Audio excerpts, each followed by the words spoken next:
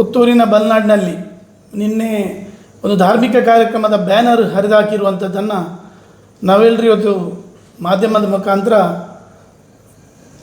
Social ಮೀಡಿಯಾದಲ್ಲಿ ಕಾಣ್ತಾ ಇದ್ದೇವೆ. ಯಾವೊಂದು ಸಮಾಜದಲ್ಲಿ ಅಶಾಂತಿಯನ್ನು ನಿರ್ಮಾಣ ಮಾಡಬೇಕಂದ ವಿಘ್ನಸಂತೋಷಿಗಳು ಪ್ರಯತ್ನ ಮಾಡ್ತಾರ ಅಂಥದ್ದನ್ನು ಭಾರತೀಯ ಜನತಾ ಪಾರ್ಟಿ ಕಡು ಶಬ್ದಗಳಿಂದ ಖಂಡಿಸ್ತದೆ. ಪೊಲೀಸ್ ಇಲಾಖೆ ಇದನ್ನು ಅತ್ಯಂತ ಗಂಭೀರವಾಗಿ ಪರಿಗಣಿಸಬೇಕು. ಸಮಾಜದಲ್ಲಿ ಮುಂದೆ ಈ ರೀತಿಯ ಘಟನೆಗಳು ನಡೆಯದ ರೀತಿಯಲ್ಲಿ ಸಮಾಜದಲ್ಲಿ ಒಂದು ಶಾಂತಿಯನ್ನು ಊರಿಸುವ ದೃಷ್ಟಿಯಲ್ಲಿ ಯಾರು ಈ ತಪ್ಪನ್ನು ಮಾಡಿದ್ದಾರೆ ಅವರನ್ನು ಕಂಡುಹಿಡಿದು ಅವರಿಗೆ ಸರಿಯಾದ ಶಿಕ್ಷೆಯನ್ನು ನೀಡಿ ಈ ಸಮಾಜದಲ್ಲಿ ಈ ರೀತಿಯ ಘಟನೆಗಳು ಆಗದ ರೀತಿಯಲ್ಲಿ ಪೊಲೀಸ್ ಇಲಾಖೆ ಇದನ್ನು ಗಮನಿಸಬೇಕು. ಈಗ ಅದನ್ನು BJPಯ ಕೆಲವು ಬೆಂಬಲಿಗರೇ ಮಾಡಿದ್ದಾರೆ ಅನ್ನುವಂಥ ಆರೋಪ ಸೋಷಿಯಲ್ ಮೀಡಿಯಾದಲ್ಲಿ ಬರ್ತಾ ಇದೆ. ಇದ್ರ ಬಗ್ಗೆ ಅಂತ ಹೇಳ್ತೀವಿ. BJPಯವರು ಈ ರೀತಿಯ ಕೆಲಸವನ್ನು ಮಾಡೋದಿಲ್ಲ.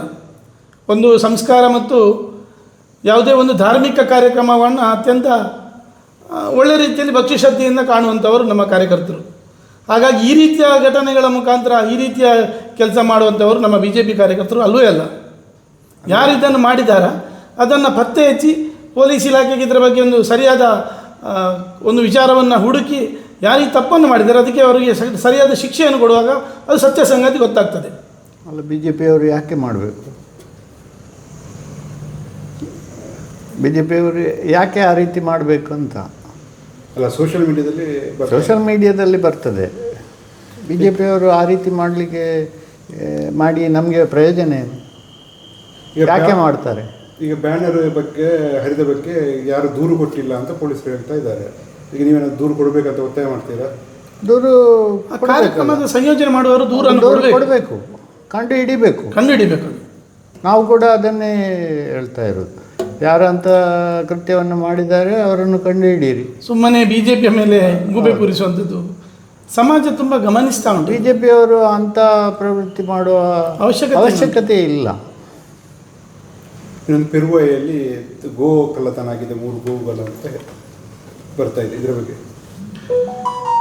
ನಮ್ಮ ವಿಟ್ಲದ ಪೆರುವಾಯಿಯ ಇಲ್ಲಿ ಮೊನ್ನೆ 18ನೇ ತಾರೀಕಿಗೆ ಪೆರುವಾಯಿ ಸಹಕಾರಿ ಸಂಘದ ಕಂಪೌಂಡ್ನ ಒಳಗಿದ್ದಂತಹ ದನಗಳನ್ನು ಯಾರೋ ಮತಾಂತರಿಗಳು ರಾತ್ರಿ ಹೊತ್ತಲ್ಲಿ ಗೇಟನ್ನು ಮುರಿದು ಆ ದನವನ್ನು ಕಳವು ಮಾಡಿರುವಂಥದ್ದನ್ನು ಇವತ್ತು ನಾವು ಗೊತ್ತಾಗಿದೆ. ಅದು ಯಾವ ರೀತಿ ಇವತ್ತು ಪೊಲೀಸ್ ಇಲಾಖೆ ಇದರ ಬಗ್ಗೆ ಸರಿಯಾದ ಕ್ರಮವನ್ನು ಜರುಗಿಸ್ತಾ ಇದ್ದಾರಾ ಇಲ್ಲವೋ ಅನ್ನೋದರ ಬಗ್ಗೆ ನಮಗೂ ಒಂದಷ್ಟು ಅನುಮಾನಗಳುಂಟು. ಈಗಾಗಲೇ ಅನೇಕ ಘಟನೆಗಳು ನಡೆದಿರುವಂಥದ್ದು ನಮ್ಮ ಕಣ್ಣ ಮುಂದೆ ಇದೆ.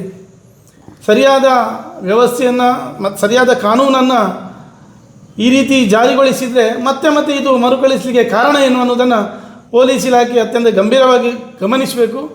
ಅದು ಕೂಡ ಪೆರುವಾಯಿ ಅಂತ ಒಂದು ಭಾಗಗಳಲ್ಲಿ ಒಂದು ರಾಜಾರೋಷವಾಗಿ ಈ ರೀತಿಯ ದನಕಳವು ಮಾಡ್ತಾರೆ ಅಂತ ಹೇಳಿದರೆ ಸೊಸೈಟಿ ಕಾಂಪೌಂಡ್ ಒಳಗೆ ರಾತ್ರಿ ಒಂದು 4 ದನಗಳು ಅವರನ್ನು ಗೇಟ್ ಹಾಕಿ ಹೋಗಿರುವಂಥ ಸಂದರ್ಭದಲ್ಲಿ ಅದರ ಒಳಗಿದ್ದದ್ದು ಅಲ್ಲೊಂದು ಎರವಯ ಒಳಗಡೆ ಒಂದು ಅಂಗಡಿ ಉಂಟು. ಅಂಗಡಿ ಮಾಲೀಕರು ರಾತ್ರಿ ಗೇಟ್ ಆಗಿ ಹೋಗಿದ್ದಾರೆ. ಮರುದಿವಸ ಬರುವಾಗ ಗೇಟ್ ಓಪನ್ ಉಂಟು. ಅಂಗಡಿ ಮಾಲೀಕರು ಆ ದಿವಸ ಬರಲಿಲ್ಲ. ಹಾಗಾಗಿ ಸೊಸೈಟಿನ ಯಾರು ಸಿಬ್ಬಂದಿಗಳಿದ್ದಾರೆ ಅವರಿಗಿದು ಓಪನ್ ಮಾಡಿರ್ಬೋದು, ಯಾರು ಅಂಗಡಿಯವರೇ ಓಪನ್ ಮಾಡಿ ಇಟ್ಟು ಹೋಗಿರ್ಬೋದು ಅಂತೇಳಿ ಭಾವಿಸ್ಕೊಂಡ್ರು. ಆದರೆ ಮರುದಿವಸ ಈ ರೀತಿಯ ಘಟನೆ ಆಗಿರುವಂಥದ್ದನ್ನು ಕೇಳಿಸಿದಾಗ ಪಕ್ಕದ ಮನೆಯವರು ರಾತ್ರಿ ಇದರಲ್ಲಿ ಒಂದು ಶಬ್ದಗಳಾಗ್ತಾಯಿತ್ತು ಅನ್ನೋದನ್ನು ಅಲ್ಲಿಯ ಜನ ಮಾತಾಡಿಕೊಳ್ತಿದ್ರಂತೆ. ಹಾಗಾಗಿ ಕಾನೂನಿನ ರೀತಿಯಲ್ಲಿ ಪೊಲೀಸ್ ಇಲಾಖೆ ತಕ್ಷಣ ಇದರ ಬಗ್ಗೆ ಗಮನ ಹರಿಸಬೇಕು. ಯಾರು ಈ ರೀತಿಯ ಒಂದು ಸಮಾಜಘಾತಕ ಕೆಲಸಕ್ಕೆ ಕೈ ಹಾಕ್ತಾ ಇದ್ದಾರಾ ಅಂಥವರನ್ನು ತಕ್ಷಣ ಬಂಧಿಸಬೇಕು.